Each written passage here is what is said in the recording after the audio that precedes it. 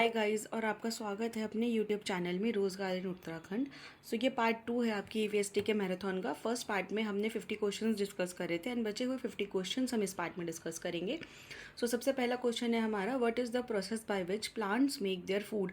तो इनमें से कौन सी ऐसी प्रोसेस होती है जिसकी वजह से प्लांट्स अपना फूड बनाते हैं। तो गाइस इसका आंसर होता है फोटोसिंथेसिस। सो फोटोसिंथेसिस में क्या होता है कि प्लांट्स सन की एनर्जी को एब्जॉर्ब करके जो उनका ग्लूकोज होता है उसको एनर्जी में कन्वर्ट करते हैं। ठीक है। What is the purpose of a wild life sanctuary. Wild life sanctuary का क्या पर्पस होता है। तो ये चीज़ हमने पहले भी डिस्कस करी थी कि जो इंडेंजर्ड स्पीसीज़ होती हैं वो एक्सटिंक्ट होने वाली होती हैं, तो उनको बचाने के लिए हमारे को जो उनका हैबिटाट है वो प्रोटेक्ट करना होता है। तो इसके लिए ही हमारी वाइल्ड लाइफ जो सेंचुरीज़ हैं वो बनाई जाती हैं to protect our endangered species. ठीक है। नेक्स्ट क्वेश्चन है हमारा, what is the term for harmful substances introduced into the environment. अब इन्वायरमेंट में जो हम हार्मफुल सब्सटेंसेस को मिला रहे हैं, जो जा रहे हैं, उसको हम क्या कहते हैं। तो उनको पॉल्यूटेंट्स कहा जाता है। जो भी चीज़ें हमारे इन्वायरमेंट को पल्यूट करती हैं, हमारे इन्वायरमेंट को गंदा करती हैं, उन्हें हम पल्यूटेंट्स कहते हैं, प्रदूषक कहते हैं उनको हम। ठीक है। नेक्स्ट क्वेश्चन है हमारा, what is the main threat to marine life. Marine life को इनमें से क्या ऐसी चीज़ है जो सबसे ज़्यादा आ रही है, ऐसी कौन सी चीज़ है इसमें से। इसमें जो हमारा आंसर होगा वो होगा प्लास्टिक पोल्यूशन, क्योंकि जो प्लास्टिक पोल्यूशन है, जैसे कि मैंने पहले भी बताया था कि प्लास्टिक कभी डिसइंटीग्रेट नहीं होता। प्लास्टिक आपका बायोडिग्रेडेबल मटेरियल नहीं है, ये हमेशा के लिए प्रेजेंट रहता है। एंड प्लास्टिक से जो आपके मरीन एनिमल्स होते हैं कहीं ना कहीं उनको प्रॉब्लम आती है। जैसे आप लोगों ने आजकल काफ़ी सारी फ़ोटोज़ भी आती हैं, वो भी देखा होगा कि कोई टर्टल है, कोई टोटवाइज है, वो किसी प्लास्टिक पॉलीथीन के अंदर फंसे हुए हैं, या जो उनके शेल है उसके अराउंड कोई प्लास्टिक का रैप जो है वो फंसा हुआ है, वो उसको निकाल नहीं पा रहे हैं, उससे बच नहीं पा रहे हैं। तो इसके चक्कर में काफ़ी ज़्यादा हमारी जो मरीन लाइफ है उसे हार्म पहुँच रहा है।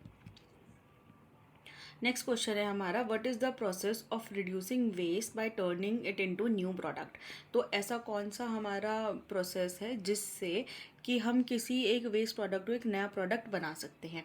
तो आइए इसके क्वेश्चन से उनकी एक बार हम बात कर लेते हैं। लैंड फिलिंग हम लोग पहले डिस्कस कर चुके हैं। लैंड फिलिंग का मतलब होता है कि किसी एक पर्टिकुलर एरिया में आप जो है अपने कूड़े को डंप कर रहे हैं, उसको हम लैंड फिल कहते हैं। इंसिनरेशन का मतलब होता है कि जलाना।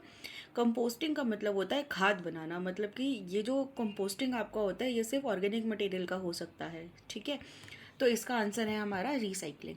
रिसाइकलिंग एक ऐसा प्रोसेस है जिसमें आप किसी वेस्ट मटेरियल से कुछ नया प्रोडक्ट बना सकते हैं।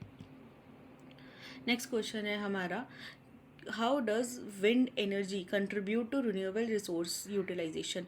तो जो विंड एनर्जी है हमारी वो किस तरह से कंट्रीब्यूट करती है रिन्यूएबल रिसोर्सेज को यूटिलाइज करने के लिए। ठीक है। तो इसका आंसर है हमारा B, by harnessing the power of wind. तो विंड की पावर को विंड की पावर से इलेक्ट्रिसिटी हमारी जनरेट होती है। तो ये हमारे जो विंड एनर्जी का कंट्रीब्यूशन है। ठीक है। नेक्स्ट क्वेश्चन है हमारा कि फॉरेस्ट का क्या रोल होता है वाटर साइकिल में। तो फॉरेस्ट का ये रोल होता है हमारे वाटर साइकिल में कि ये रेन वाटर को एब्जॉर्ब करते हैं। जब हमने पिछली क्लास में डिस्कस करा था कि जो ग्राउंड वाटर होता है वो सिर्फ और सिर्फ रेन से ही रिचार्ज हो सकता है। तो ये हमारा वो वाला पार्ट निभाता है आपके वाटर साइकिल में। जो आपके फॉरेस्ट होते हैं उनसे सारा का सारा जो रेन वाटर होता है वो एब्जॉर्ब होता है और आपका ग्राउंड वाटर लेवल जो है वो रिचार्ज होता है। नेक्स्ट क्वेश्चन है हमारा, what is the effect of air pollution on human health. अब ह्यूमन हेल्थ पर एयर पोल्यूशन का क्या इफेक्ट होता है। हमने पहले भी ये चीज़ के बारे में बात करी कि जो भी पोल्यूशन है, जितना भी पोल्यूशन है, उसका कहीं ना कहीं ह्यूमन की हेल्थ पे और एनिमल्स की हेल्थ पे फ़र्क ज़रूर पड़ता है। तो जब हम एयर की बात कर रहे हैं, एयर हम क्या करते हैं, हम इनहेल करते हैं एयर को। ठीक है। तो उससे, और जब पोल्यूशन है उसमें, तो उससे ना तो हमारा इंक्रीज़ होगा ऑक्सीजन का लेवल, ना ही हमारी इम्यूनिटी अच्छी होगी, ना ही हमारे लंग फंक्शन जो है वो इम्प्रूव करेंगे। जैसे मैंने पहले भी कहा था कि जब भी हम पोल्यूशन और पोल्यूटेंट की बात कर रहे हैं तो उससे कुछ भी चीज़ अच्छी नहीं होगी, कुछ भी चीज़ इम्प्रूव या इंक्रीज़ नहीं होगी। हर चीज़ या तो डिक्रीज़ होगी या फिर कोई ना कोई प्रॉब्लम ही क्रिएट करेगा। तो इसका आंसर है हमारा रेस्पिरेटरी प्रॉब्लम्स। नेक्स्ट क्वेश्चन है हमारा, which of the following ecosystem is most affected by deforestation. Deforestation में इनमें से कौन सा जो हमारा इकोसिस्टम है वो सबसे ज़्यादा इफेक्ट होता है। तो डेजर्ट इकोसिस्टम हमारा वो इकोसिस्टम होता है जिसमें डेजर्ट इंक्लूडेड होता है, जैसे अपना सहारा डेजर्ट हो गया। ठीक है। मरीन इकोसिस्टम जो होता है ये पानी वाला इकोसिस्टम होता है। जो फॉरेस्ट इकोसिस्टम है वो सबसे ज़्यादा हमारा डिफॉरेस्टेशन से इम्पैक्ट करता है। क्यों? क्योंकि डिफॉरेस्टेशन का मतलब होता है जंगलों का कटना। तो जो फॉरेस्ट का इकोसिस्टम है, जो वहाँ रहने वाले जानवर हैं, जो वहाँ रहने वाले पक्षी हैं, वो सबसे ज़्यादा इससे इफ़ेक्ट होते हैं। नेक्स्ट है हमारा, how does the use of renewable resources help in reducing green house gas emission.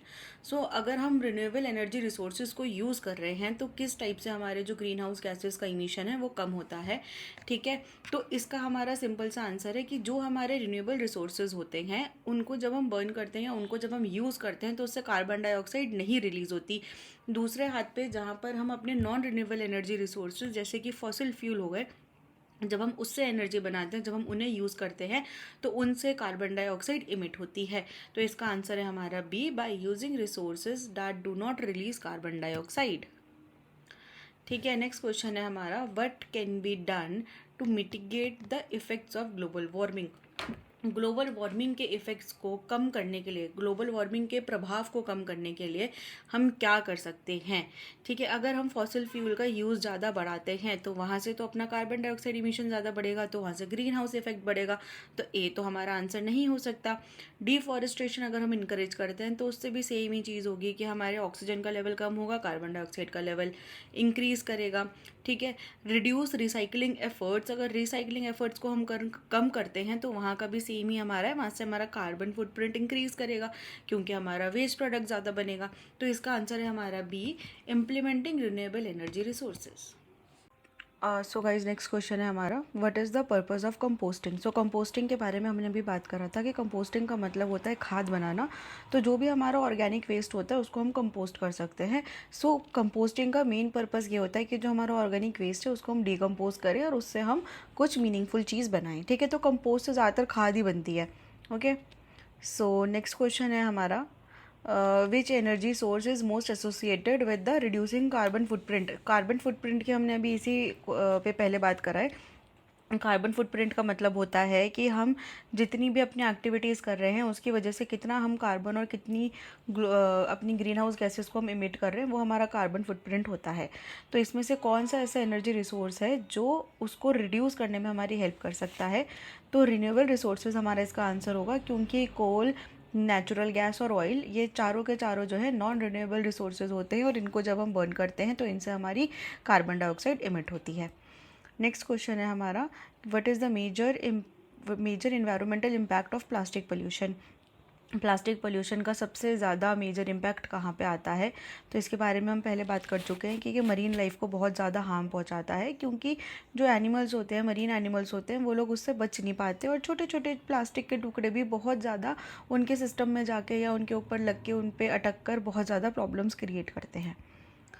ठीक है, नेक्स्ट क्वेश्चन है हमारा, which renewable resource is use to produce biofuel. अब इसमें से बायोफ्यूल बनाने के लिए हमारा कौन सा रिसोर्स यूज़ करा जाता है। तो बायो की बात हो रही है, यानी नेचुरल की बात हो रही है आपका, एंड आपका क्या बोलते हैं, जो बायोफ्यूल्स होते हैं ये आपके रिन्यूएबल एनर्जी रिसोर्सेज होते हैं।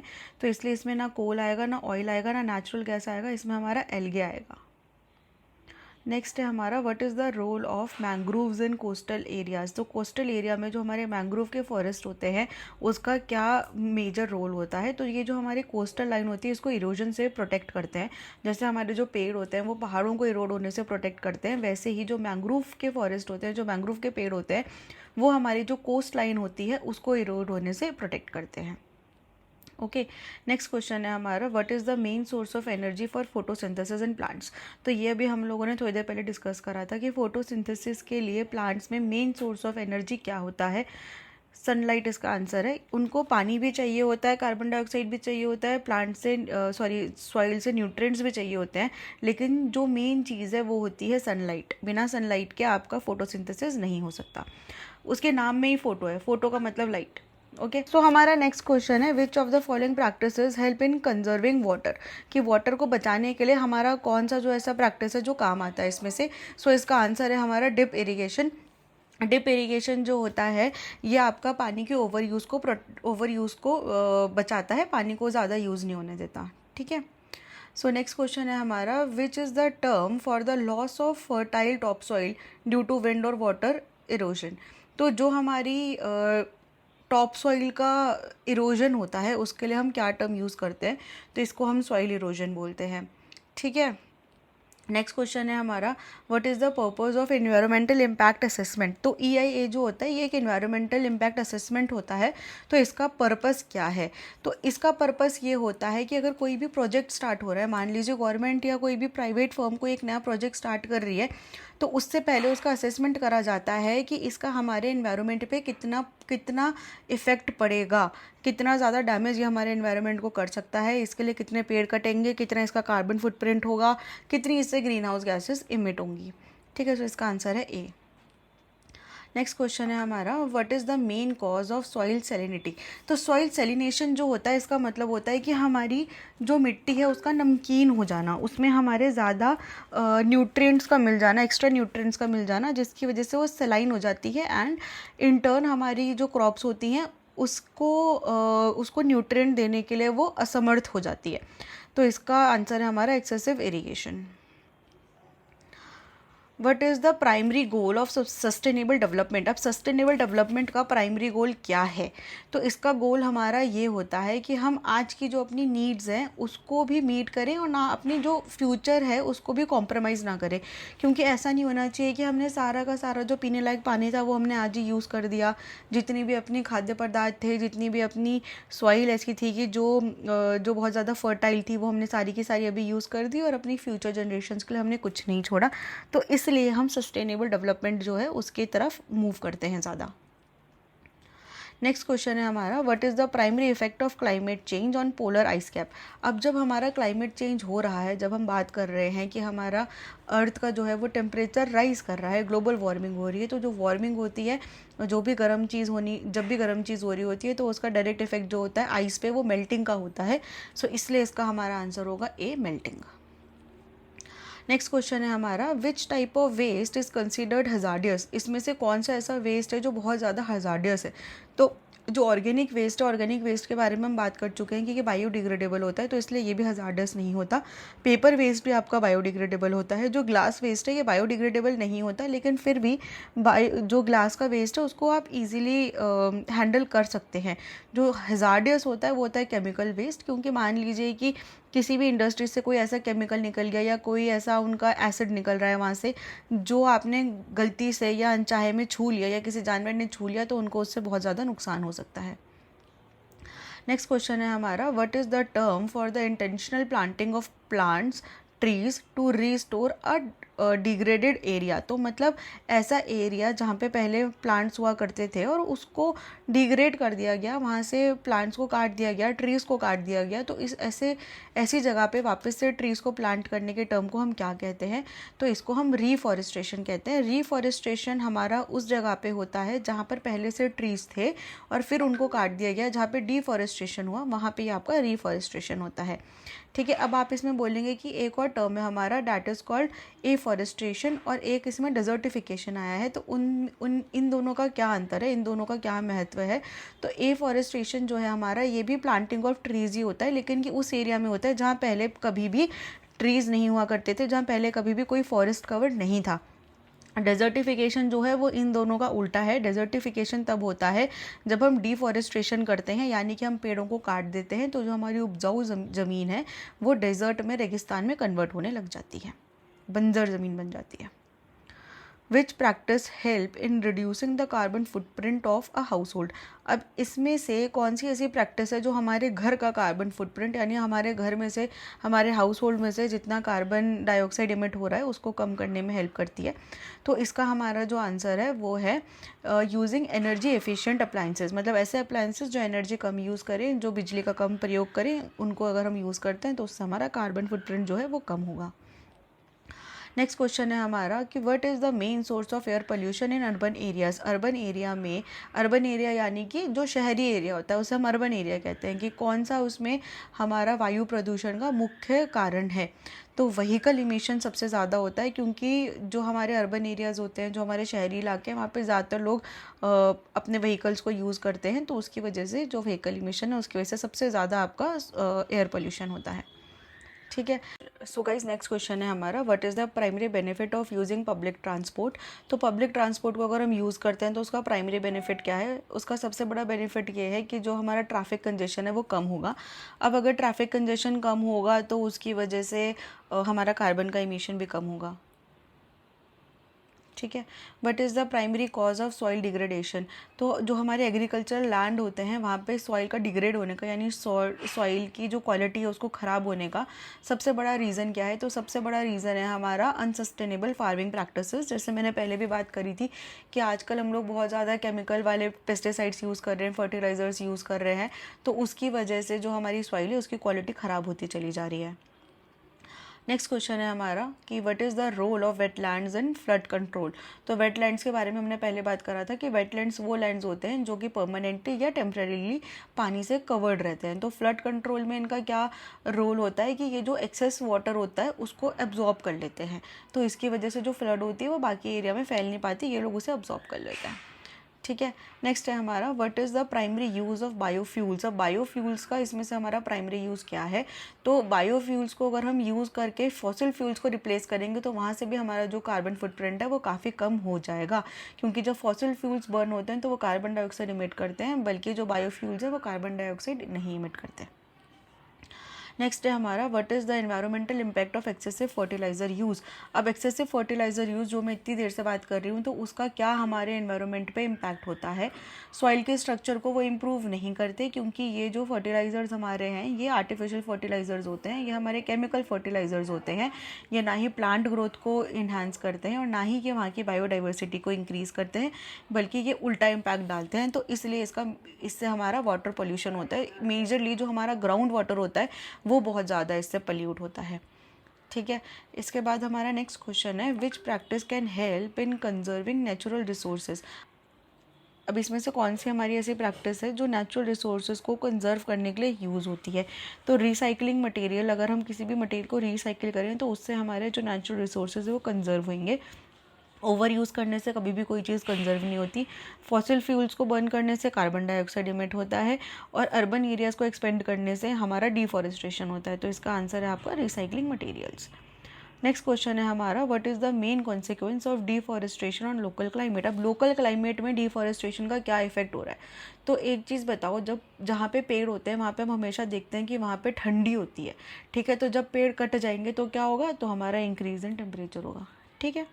जब भी कोई क्वेश्चन आपके पास आए आप उसको सिंपली ये चीज़ सोचिए कि इसका इम्प्लीकेशन क्या होता है।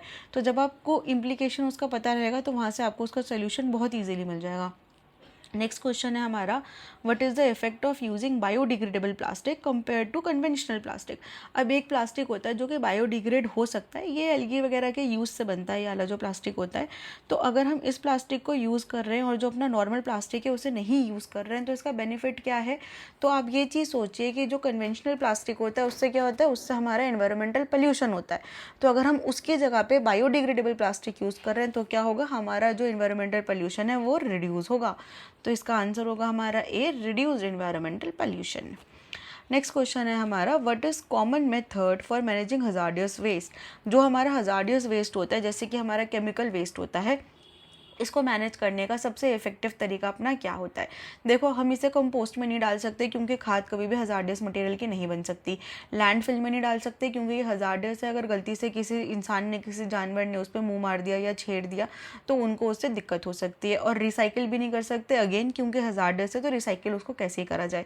तो इसलिए इसका आंसर होगा इंसिनरेशन, जला देना, उसको बिल्कुल ख़त्म कर देना, दहन कर देना, तबाह कर देना। ठीक है। नेक्स्ट क्वेश्चन है हमारा, which type of storm is characterise by rotation column of air. जो एयर का रोटेटिंग कॉलम होता है वो कौन से स्टॉर्म में होता है। तो गाइस ये टॉर्नेडो में होता है। ठीक है। टॉर्नेडो जो है वो इसका आंसर होगा। जो टॉर्नेडो होता है इसमें हमारी जो एयर होती है वैसे गोल गोल गोल गोल गोल गोल घूम रही होती है। ठीक है।